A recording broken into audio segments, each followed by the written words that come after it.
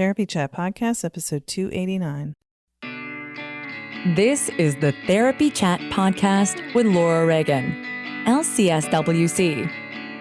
The information shared in this podcast is not a substitute for seeking help from a licensed mental health professional. And now, here's your host, Laura Reagan LCSW-C.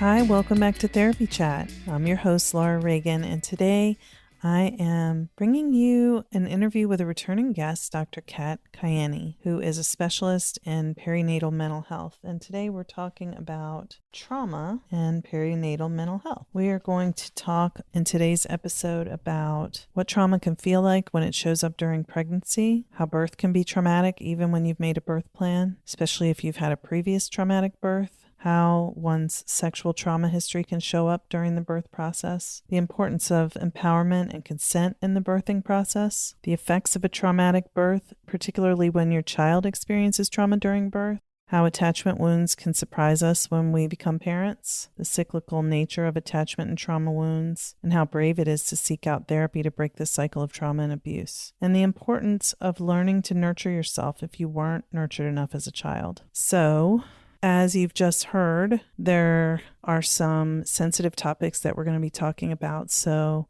if you are pregnant and you feel like this might be too much for you, then feel free to skip this episode. But the hope that Dr. Kat and I had in having this discussion was to help people find the words to describe their experience so that if you hear something that resonates with your own experience here, you may be able to ask for help and realize that you're not alone and it's not all in your head. So, content warning, very sensitive information, but hopefully very valuable as well. So let's just dive right into my conversation with Dr. Katayune Kaeni. Thank you to Sunset Lake CBD for sponsoring this week's episode. Use promo code CHAT for 20% off your entire order at sunsetlakecbd.com. Sunset Lake CBD is a farmer-owned small business that ships craft CBD products directly from their farm outside of Burlington, Vermont to your door. Sunset Lake CBD has something for everyone. They offer tinctures, edibles, salves, and coffee designed to help with sleep, stress, and sore muscles. Sunset Lake CBD customers support regenerative agriculture that preserves the health of the land and creates meaningful employment in the community. Farm workers are paid a living wage and employees own the majority of the company. Remember, use promo code CHAT to get 20% off your entire order at sunsetlakecbd.com. Hi, welcome back to Therapy Chat. I'm your host, Laura Reagan. And with me today, I'm very appreciative to have a returning guest who I admire and follow everything she's doing. My guest today is Dr. Katayune Kaeni. Kat, thank you so much for being my guest on Therapy Chat today. Yeah, I'm super happy to be here. I love chatting with you, and I'm grateful for the work that you're doing and getting all this out to people and therapists, and it's just so necessary and needed. So yeah, I'm happy to be back and chat a bit. Thank you. I feel the same way about you because you are very, very knowledgeable on perinatal mental health. And I have learned a ton just from following you on social media and from interviewing you before.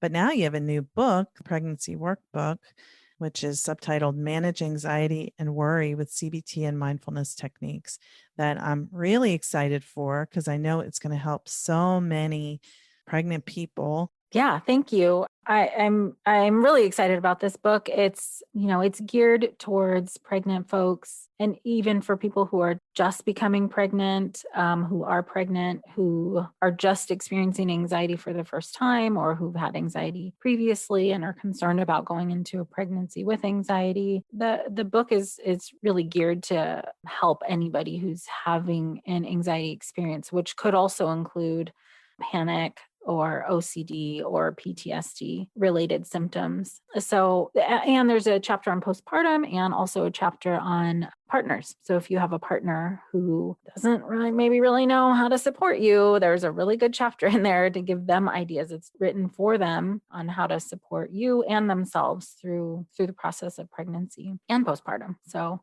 yeah, along with that, I mean, I'm thrilled to have it out into the world, and I hope it's helpful to everybody, because meeting with the population I meet with, perinatal folks who are trying to get pregnant, approaching birth, or postpartum, there's so many things that that people are just not informed about that can happen related to mental health, and so I just, there are some gaps out there in terms of what's actually usable for people. So that's part of the goal of the book, is to just make things very usable, skills and tools that can support feelings of worry and anxiety. So happy that it's out in the world now.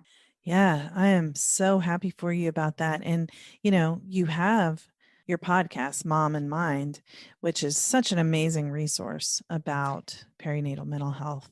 And then this book is like tangible, like strategies and techniques.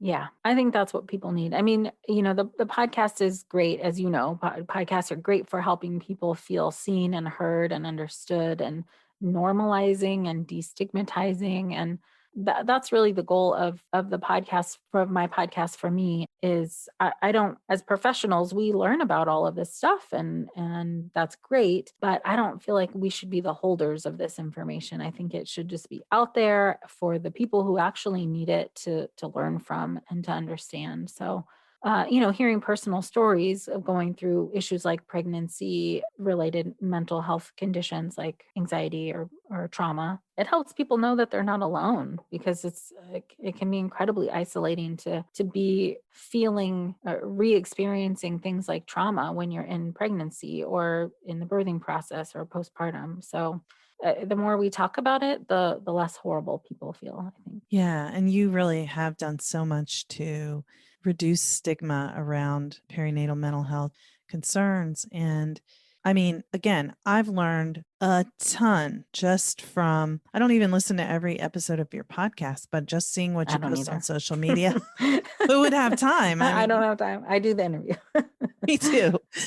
Right. I make it. I don't listen to it. If I took the time to listen to it, I wouldn't have time to make it. Right. Exactly. But I think one of the things we were talking about before we started recording is that many people who are wanting or preparing to become parents would not necessarily identify themselves as, I have a trauma history.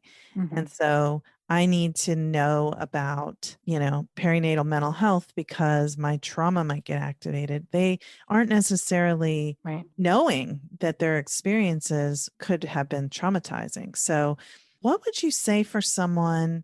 What are some ways that could let people know that they may be having trauma symptoms show up, like during pregnancy, during the birth process, or after the baby's born?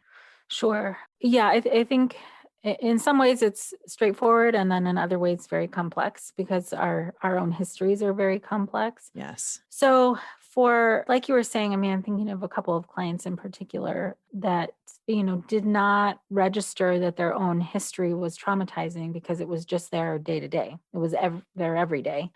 And so it just registered for them as like normal, because that was their normal. But if you're coming into your pregnancy, or I'll just start with pregnancy first. If you are noticing things like feeling fearful or afraid, but not knowing why, if you're having feelings like, oh, I don't know if I'm going to be able to get through this, or even sometimes live through this, or fearing that something's going to happen to you. And even if you can't really explain what that is, but it's just kind of like, it's just like a present kind of fear, but it seems like strange to you. Like some kind of dread that you maybe don't even have the words for. Yeah. Dread is the best word for it. If you are having distressing dreams that are coming back, or you're having any like memories of your own history that are coming back, that you can't, like, why am I thinking about that? kind of stuff. That might cue you into that something's going on. I think pregnancy is, especially first-time pregnancy, is a little bit harder to recognize like responses of any kind, because one, you're dealing with pregnancy and that's new. So it's a little bit hard to differentiate between, is this like a symptom of pregnancy? Am I like worried and fearful and exhausted because of pregnancy? Or is there some other thing happening that is contributing to why I feel the way that I feel? And it's hard to know, frankly. But certainly if in terms of how trauma can show up, sometimes it can feel like a sense of fear. It can feel overwhelming. And again, that can be hard to differentiate between because pregnancy is new in and of itself. Sometimes the people have a fear coming up during pregnancy of having children in general because of the experience that they had as a child. So it can maybe be a clue into like a previous trauma. If you're like, oh, well, I never wanted to have kids because of how my childhood was. That's not specifically saying I was traumatized, so therefore X, Y, or Z. Yeah. Sometimes we know we had a tough childhood, but we don't think of it as traumatic because it was normal to us, even though we know it was painful, but we don't. That's what trauma does, is make us, detach from the experience to an extent where it's almost like it's not real in some ways. Yeah, absolutely. And to that point too, there will be times where people don't want to really connect to being pregnant and to the baby in utero specifically. There's actually a really interesting phenomenon that happens, and I'm just going to give you a blip of information about this because I'm not an expert in it. But for people who've had severe trauma that's resulted in like dissociation and whatnot, there can be what's called pregnancy denial. And that is like a not even registering that they are pregnant, and sometimes not even know that they are pregnant until they're giving birth. That would be a fairly, extreme case of trauma to bring that on up. And it's relatively rare, but just to show you how deep trauma can impact us in not wanting to be able to cut yourself off from your body in that way and not even recognize that you're pregnant. Again, that's just for perspective of how intense it can be for some people. Sometimes there are other things, like some people never wanted to be pregnant and they knew that very clearly, and then they became pregnant and then, did not want to terminate or have an abortion for whatever reason. And then they are now pregnant. And that is a form of trauma for them, that they're in a pregnancy that they didn't want to be in. And now they feel like they have to raise a child that they never planned on. But there's something going on for them also, that they're not, necessarily going to put the child up for adoption or have a termination or anything like that. So again, if you're in a position where you're like hoping a certain thing for your life and then boom, pregnancy or something like that happens, then it's potentially traumatizing. There are other things that happen during pregnancy that are traumatizing, such as I don't know, I'm going to give you just some examples and not go too in depth about it, but certainly like a fetal diagnosis of any kind. If there's, something going on with your developing baby that's either life limiting or would result in them having to have like immediate NICU care upon birth, that kind of thing. Certainly that, I think, makes it's more tangible as recognizing that as a traumatic experience, and certainly a pregnancy loss. I mean, in the field, that's considered a traumatic loss for sure. So yeah, there are many, many other examples and many other ways that feeling and being traumatized can come up. And I sort of cringe a little bit to say that out loud, because at the same time, I think because I know of a lot of the ways that like trauma can happen, that doesn't mean that all of these things are going to happen to you. Like, I'm very aware of the listener at this moment feeling like, oh my gosh, this lady's talking about all these horrible things, and why would anybody ever become pregnant?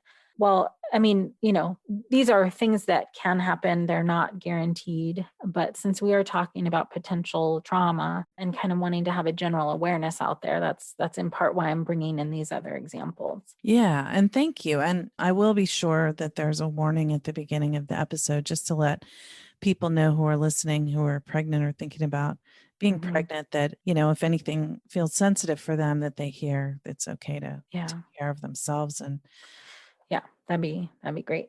So, I mean, I know you also Would it be okay to move on to like birth? Sure, Okay. please. So birth is interesting in the sense that like you are, and in our culture, American culture specifically, we are in a period of time where it's suggested that people have birth plans.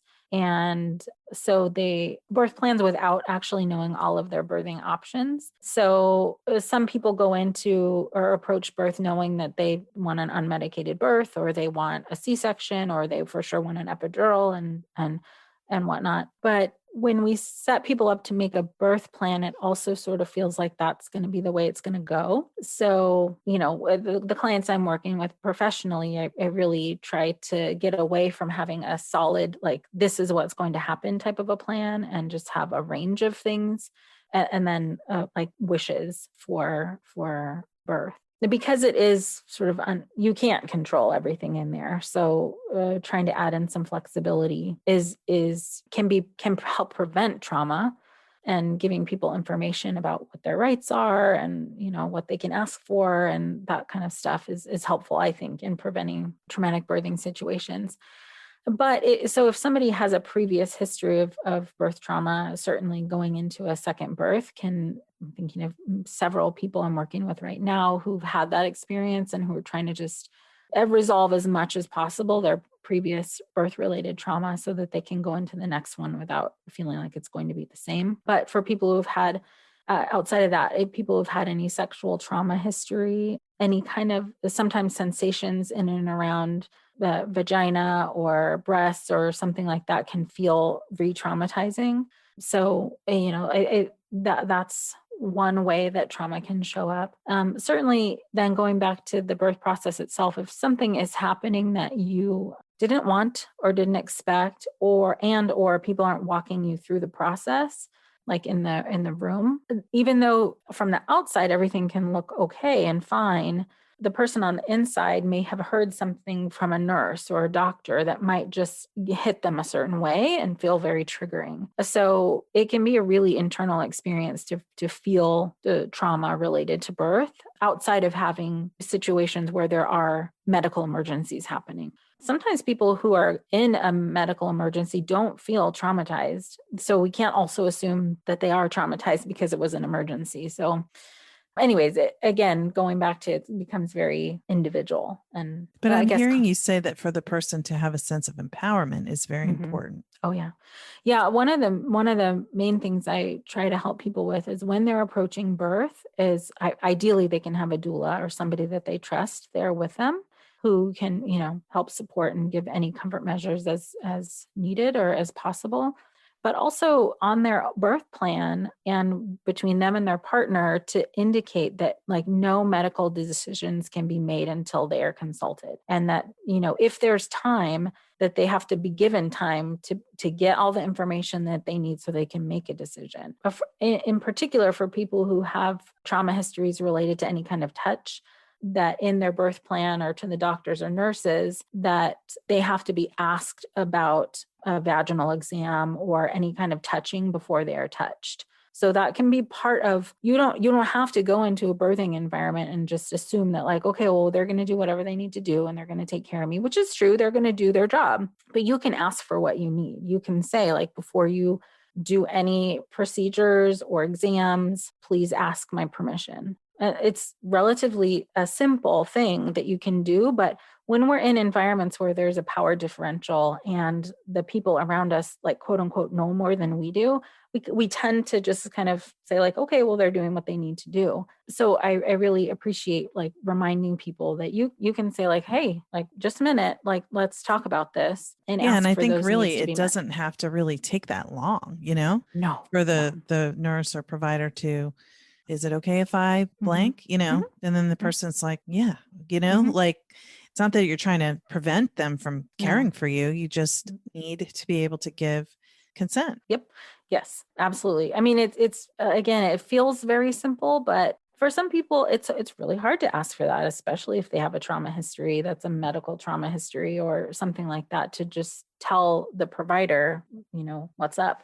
Other people are very about it, and they have no problem stating their boundaries. So that's some of what we work on in therapy, if that's part of the issue. Other ways that birth can feel or be traumatizing for people is if there's like unexpected C-sections or trips of the baby coming early, or they're having a medical condition that causes preterm labor, baby needs to go to the NICU for care. Again, I think those are things that are more readily associated with trauma, but some people, even with those bigger, medical emergency experiences, don't register it as trauma because they're just trying to get through the day. And so sometimes when you start off with your child's life being that kind of emergency or emergency situation, you're put in a state of hypervigilance. You're watching out for everything. And you're not really registering what your own needs are at that point. You're just like, I gotta make sure my kid's okay, and doing everything for them.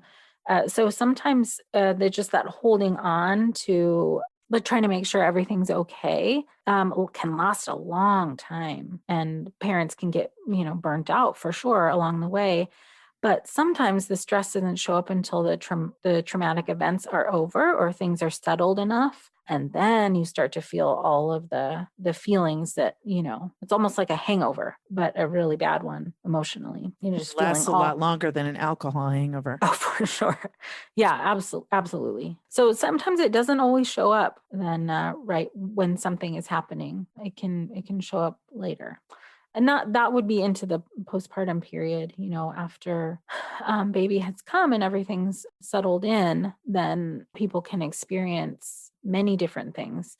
Sometimes it can feel like not feeling connected to the baby, or like afraid to hold the baby, or that the baby's going to get hurt somehow. And there's a little bit of overlap here with kind of anxiety, intrusive thought, and trauma, because of essentially fear is at the root of both. People can be like fearful that something bad is going to happen to the child or bad is going to happen to them. And that, if for trauma, it tends to be more of like an ongoing, like just kind of in the back of the mind concern, but then can come up more intense at times, as opposed to like intrusive thoughts that just kind of come in really fast and create like a flood of overwhelm. Certainly intrusive thoughts can happen with trauma too, but I'm trying to differentiate intrusive thoughts from trauma, but they come together. Anyhow, I don't want to overwhelm everybody with all of these details. Hey, everybody. I wanted to take a quick minute to tell you about my experience with Sunset Lake CBD. I first tried CBD when my integrative doctor recommended it for chronic neck pain and tension that tends to wake me up at night. I really like Sunset Lake CBD's products. The full spectrum CBD tincture is mild tasting compared to others I've tried, and I find it works quickly. It doesn't feel sedating, but it does have a pleasant calming effect. And I also like the CBD gummies. They taste good and they work well. So if you're looking for a craft CBD product that comes directly from a farm outside Burlington, Vermont that's a producer for Ben & Jerry's ice cream, you're going to want to check out Sunset Lake CBD. And remember, Therapy Chat listeners get 20% off using the promo code CHAT. So go to sunsetlakecbd.com and use the promo code CHAT. Can I ask you to talk about a thing that I know will surprise a lot of people that you've kind of mentioned, is how what we don't even think of as trauma, but more of attachment wounds, relational traumas that are like not having your needs met, or not people not noticing you, or really not caring for you the way you needed to be cared for. Those kinds of traumas can suddenly show up through the process of pregnancy, birth, and or postpartum, right? Yeah, absolutely. It happens fairly often.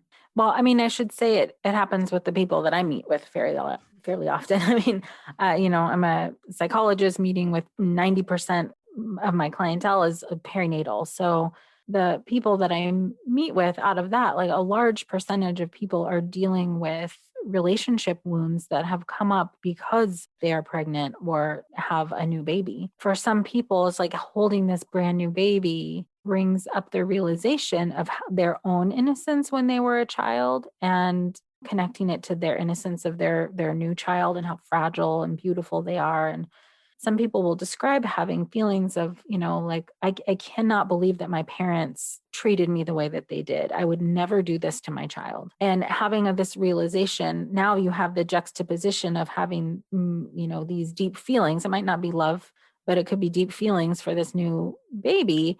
And also now grappling with some like reality that you didn't get what you needed. And also, oh my gosh, you're still not getting what you needed from your parents. It can really show up, especially if the grandparents are close by. I've heard a lot of people describe how, as the postpartum parent, seeing their parent with the new baby brings up a lot of stuff, like being able to see, oh gosh, my mom can't be in tune with my child. And oh my gosh, she was not in tune with me either. And she's still not. She's like clueless or whatever, or the baby starts crying and they just like hand the baby off because they can't take the baby crying or anything like that. And then the newly postpartum person is relating to that. Like, oh my gosh, I remember feeling like put off, in childhood. And then just having to grapple with like, how is it that, how did that happen? Why did that happen? Why did my parent treat me that way? And I'm not specifically parent bashing right now or grandparent bashing, because oftentimes they've also had their own trauma and that's unhealed. It's cyclical. Yes, absolutely. It gets passed down. So the people that end up coming into therapy are the people that are trying to break that cycle, whether they're, conscientious of that or not. They don't want to perpetuate what happened to them. And so they're coming in for healing so that they don't pass it along to their child, which already is, you've already done a lot by doing that, yeah. That's like a massive step. So the people get really blindsided by how their own relational trauma with their own parents impacted them, and sometimes get really angry that they're like the grandparent can't give that to the grandchild either. Parents will get really protective of their kids and not want like the new parents won't necessarily want their kids around their grandparents, not necessarily because they're going to harm them, but because they can't attend to them. They can't attune to them. I just see this so frequently. And it's tough. It's tough because sometimes you need the support of the parent. And if all they're capable of offering is to just watch your new baby for a couple of hours so you can, I don't know, go to the doctor or go take a shower or whatever, you're sort of leaving your child in the care of somebody who's not attuned. And that can be really hard for parents. It's one of the, when I see that in people, that's what makes me tune in to like, oh, maybe there's some trauma here, when they're not like wanting or able to let somebody else take care of their child, even for just a little bit. That's pretty common too. It is. It's very common. It's very common. And that can happen with anxiety. It doesn't necessarily need to be trauma, but it makes me ask more questions to find out, what is that? Whether it's trauma or not, there's something going on that's either relationally or something else that's preventing you from getting the help you need right now as the new parent, to just like, you need a nap, you need to sleep and eat, right? And if all those relational things are getting in the way, and then your self-care gets sacrificed also. That like trauma that happens early on in life, stuff like that. Yeah. So is it like your history of trauma gets activated because of pregnancy or birth, becoming a parent? Yes. So like specifically sometimes sexual trauma or relational trauma, especially if it was with a like primary care provider, people who are having their first child, and then like having this being there and kind of thinking about their life in juxtaposition to having this brand new life. This happens so often. And because of that, I really often recommending Will I Ever Be Enough? It's a book about being the child of narcissistic mothers. Yeah. But, and I see like 95% of my clientele is perinatal. And the amount of people in there who have difficult relationships with their mothers is all large. It's at least 50% of the people I meet with. It brings up relational trauma. It can bring up like past sexual trauma, and that can be really gender specific too. For instance, like if a woman herself had sexual trauma, her trauma might come more up with a female child than with a male child. Yes. Because now she's like associating with her experience. No, I mean, I'm always telling people like birth can trigger your sexual trauma.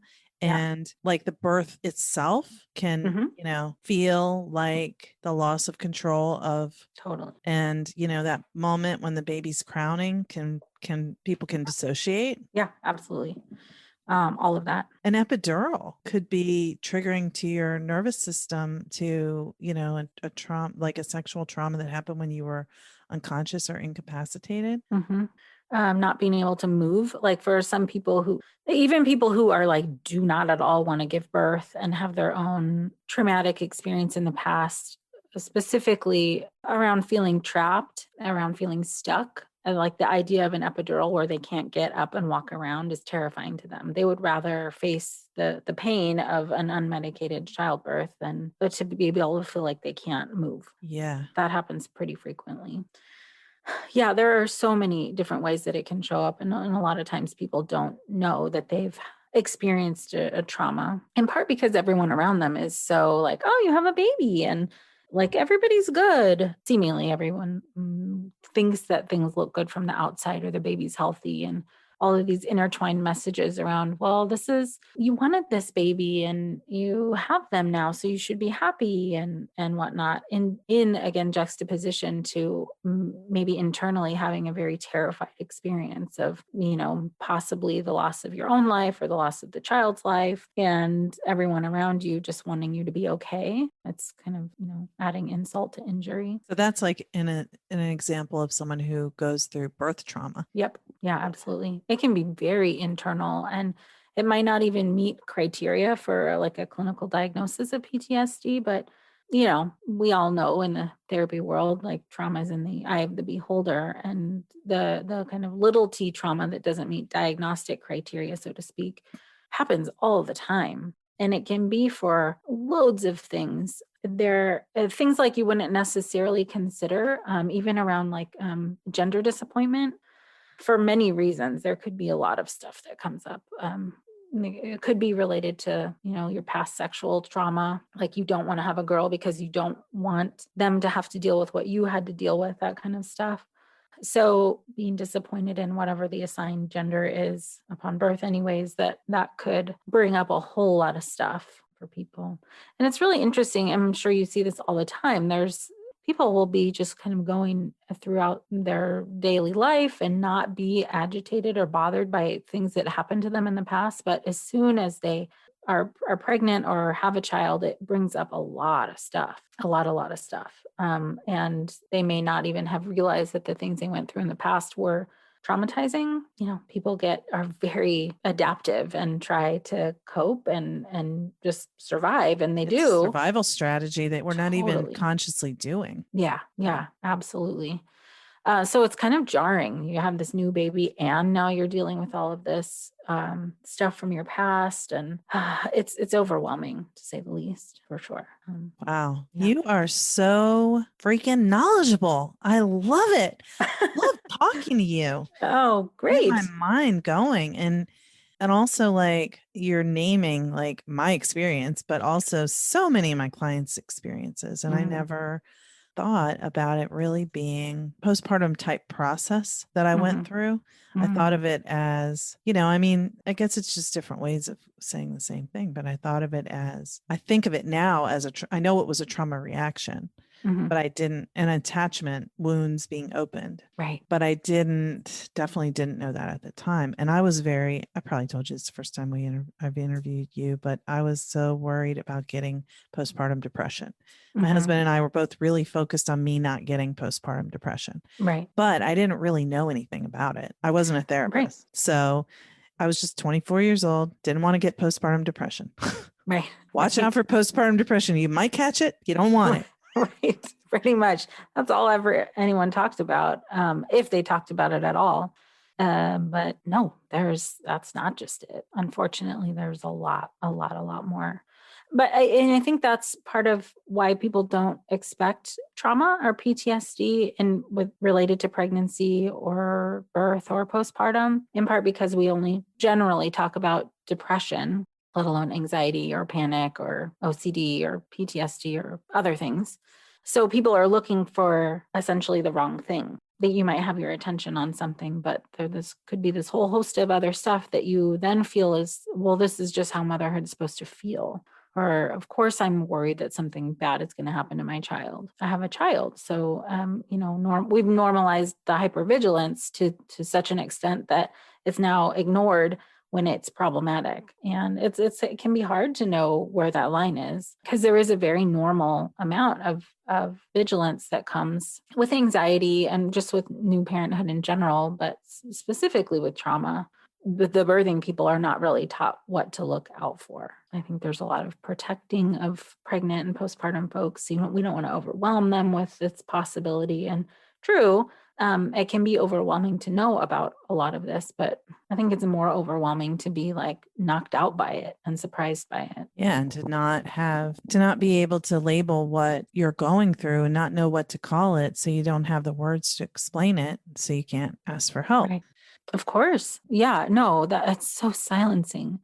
And I think that in and of itself carries its own trauma, that we are all walking around carrying these deep, dark secrets and nobody can know about them. And we carry all this shame about it. Yeah. I mean, I have had these conversations with clients where, they have had their own sexual trauma. And obviously this is very normal for them to blame themselves for it and feel unworthy and so on and so forth. And then that gets translated into, that's really, for people who have deep and complex trauma, it gets really nuanced and complex depending on the person themselves, like their own history of trauma. And this can be like a sexual trauma. It can be medical trauma, things that have happened to them before. Like for some reason or another, I have several clients who had illness when they were younger that resulted in a lot of vomiting. And so they have a relationship with vomiting that they're very scared of it, and they have their own trauma around that. And then vomiting and throwing up gets associated with pregnancy, and then they don't want to be pregnant because they're so triggered by the idea of being sick or feeling sick in any way. And or feeling out of control in pregnancy or in birth. So people get locked up in a lot of different ways, and even approaching pregnancy and approaching, if they are already pregnant, approaching birth because of the anticipation of being essentially re-traumatized. I mean, they're not saying it that way. Right. And it's almost like they don't know that's what's happening, but that's what they're reacting to. Right. And once we get into it and we can understand a little bit of the stuff, and then they're like, oh my gosh, it's a lot to process. Thank goodness for, EMDR and other types of trauma based therapies to help resolve some of that. Because the freeze happens a lot, like not being able to even make a decision about thinking about a couple of people in particular about whether or not to even become pregnant or have children. Like they would just rather like have a baby appear and not have to deal with any of the potential feelings of feeling out of control or fear of illness that might come from pregnancy.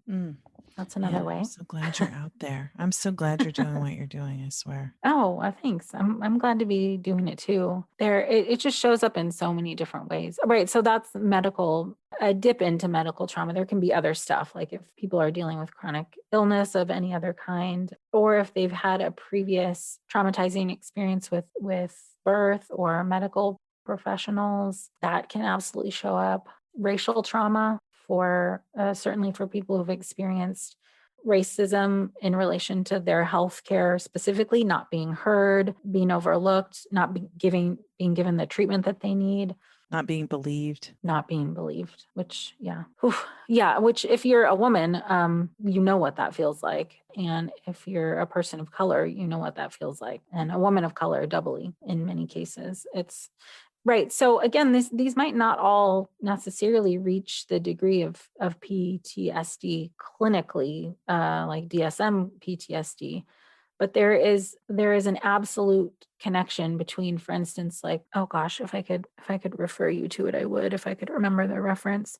The way that racism in particular it affects the physiological system is as of a trauma, but it's ongoing trauma all Right. the time. So I hope that came out right. It has an absolute, it's like very high traumatic stress has an absolute impact on the body. If it's ongoing, racial trauma or medical trauma or other types of trauma, if it's ongoing and you're so used to it, you don't even know that you're in it. As they say, it's like when you're a fish swimming in the ocean, you don't know that the water is there. You just are immersed in it. Absolutely. Yeah. So there are quite a few people who come to therapy after they've given birth and feel all of a sudden this rush of other stuff coming up for them that they either can't place, or they're having specific memories or thoughts of previous experiences in their life that are now impacting their capacity to connect with their own child, connect with their partner, function day to day. Because it can be incapacitating to be exhausted. I mean, let's not forget that. Like, it's like running a marathon and then having to figure out all this other stuff. Yeah. Another thing I was thinking about, seeing the grandparent holding the baby. The other thing I often hear is, look how she's being so loving with my child. Why wasn't she like that with me? Yeah, absolutely. Yeah. Yeah. Thanks for bringing that in. I hear that a lot too. It feels like unfair, and it can be devastating. It's emotionally devastating. It's amazing to me, just as people, how much we need our parents to be good parents, even after years of knowing that they're not and that they cannot meet those needs. The yearning for it is normal. And it makes sense that we all want that from our parents. And it's such a tough lesson to have to learn over and over when you're like, oh, why did I want that from them? I know they can't give that to me. So some of the work of therapy is just normalizing the need. You know, we are wired for connection, and it's really tough when our parents can't be that nurture that we needed. And so learning that for yourself, how to nurture yourself and how to nurture the relationship with you and your own child is part of that healing too. Well, it seems like your book would be an amazing resource for people to use for that very purpose, because, and it's called the Calm Pregnancy Workbook. But do you think that people can use it, in the perinatal period as well? Yeah, absolutely. The skills and tools are really built for coping, and they're down to earth and usable right away. I really wanted to kind of sort of operationalize the things that are talked about in therapy so that people can use it now. And a lot of the examples and some of the stuff that I write about there is geared towards pregnancy and new pregnancy, but really the skills are universal. Okay. Yeah. So they're universal skills for calming anxiety, even if you weren't pregnant. Yep. And there's some stuff specifically in there for grounding exercises related to trauma, and yes, CBT techniques for managing distressing thoughts, and mindfulness and meditation exercises for just general stress management. Sounds so great. Well, I hope everybody loves it. This is my book, baby. Yeah. Yeah. It was a process to write it, for sure. I learned a lot about myself and writing and all of that stuff in getting this out there. So, but I really, really had at the forefront of my mind was always the person who needs it the most, and trying to, in some of the writing, just trying to bypass what I know are some of the blocks that people with anxiety have about doing these kinds of skills or techniques. It takes one to know one. So writing the book you needed. Oh, for sure. Yeah, for sure. Absolutely. I needed it too. I think we could all benefit from it. Well, Dr. Kat, can you tell us where people can find your book, your podcast, your therapy practice, everything you do? I do quite a bit. Yeah. So the book is now available online everywhere books are sold, Amazon, Target, Walmart even. You can go find it there. The publishers have taken the word calm out of the title rather. The book is still the same, but it's now just the Pregnancy Workbook so you have a limited edition. That's what I'm calling it. Thank you. So yeah, the Pregnancy Workbook, you can find it anywhere. The podcast is called Mom and Mind, and you can find that wherever podcasts are played, like Spotify, Pandora, iTunes, all of that, even on YouTube. And my website is momandmind.com or Dr. Kaeni, Kaeni.com. And I'm also on the board of Postpartum Support International. And that is a fantastic resource for anybody out there who is looking for a perinatal mental health trained therapist, free online support groups, or information to learn more about perinatal mental health issues or to give to your family or spouse. So yeah, there's quite a few resources on that website as well. So I really want everybody out there to know, we talked about some really heavy stuff, and it's hard to know that all of this is possible, but I just want to emphasize that everybody's path is unique and it's theirs. Not all of these things are going to happen to you, but if some of them do, it is absolutely treatable. There is no reason for you to suffer with this by yourself, because we who are trained in this and trained in trauma are here to help process this so that you can get back to life and live, the life that you want to be living in your pregnancy and with your new family. There's just no reason to suffer. We can help you feel better. Thank you for that reminder and for making free resources available that people can find to help themselves when they go through things like this. I'm happy to do so. Thank you so much for having me. And I love your podcast. Oh, thanks. I love your podcast. Thank you for being my guest. Thank you. Hey everyone, it's me, Laura Reagan. Just wanted to make sure that you know about what I've got going on this summer. I don't think I've really talked about it much here, which is silly, but in case you didn't hear, I did start a second podcast called Trauma Chat, which is really for anyone who wants to understand what trauma is and how it shows up in our lives. As you've heard me say, if you've listened to this show, I've mentioned a million times that people tend to think that trauma is something that happens to someone else, something horrific and unthinkable, unspeakable. And that is true. Trauma is that. But it's also experiences that are very commonly shared among many of us, most of us. On Trauma Chat, I break down what trauma is in hopefully understandable language that's not stigmatizing. I know I couldn't have possibly captured every thought there is about trauma and every aspect of trauma and how it shows up, but I hope that Trauma Chat will be helpful to people who really don't understand what trauma is and maybe wondering, do I have trauma? Or wanting to better understand what someone they care about is going through. And most importantly, how to get help if you have experienced trauma, what to look for, how to describe your experiences, or how to find the words that name what you've been through, so that you can then connect with whatever type of resource support, whether it's therapy or a podcast that you'd like to listen to learn more about it, or an article, another website. This is my hope in creating Trauma Chat. And the second part of that is the new Trauma Therapist Network community that I'm creating. It's unbelievable to say this because I've been laboring behind the scenes to bring this to you for a long time. Starting in around 2018 is when I first had the idea, and then the process of getting from there to here has been slow and with many twists and turns.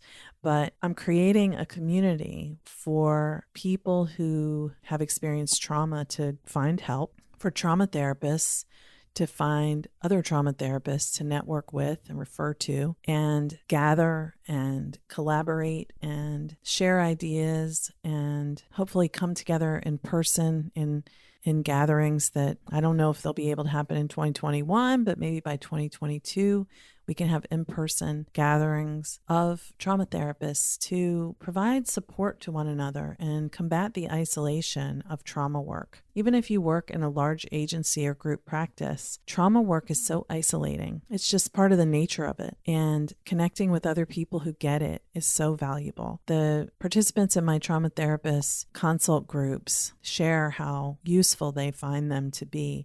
because we're in our offices doing our work, and then we go home, and it can be really hard to receive the same kind of support that you give to your clients. So I hope that Trauma Therapist Network will be a useful resource for you, whether you are someone who's trying to find more information about trauma, or if you are a trauma therapist yourself. To learn more, please go to traumatherapistnetwork.com. The website is not live yet as of June 28th when I'm recording this, but it will be live by August 1st if all goes well, and hopefully there may be even a soft launch before that, a beta version. So please go to traumatherapistnetwork.com, where you can find a free download and sign up to be notified as soon as it officially goes live. Whether you are a therapist or just someone who wants to learn more about trauma, there's a download there for you,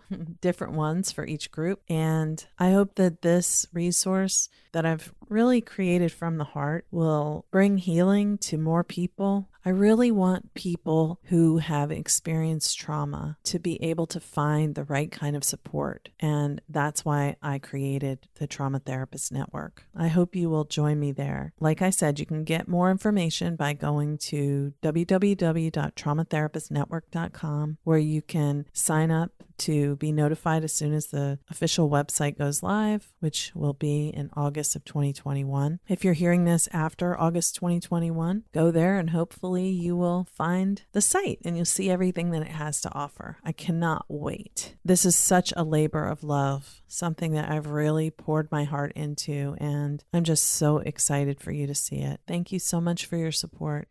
Thank you for listening to Therapy Chat with your host, Laura Reagan, LCSW-C.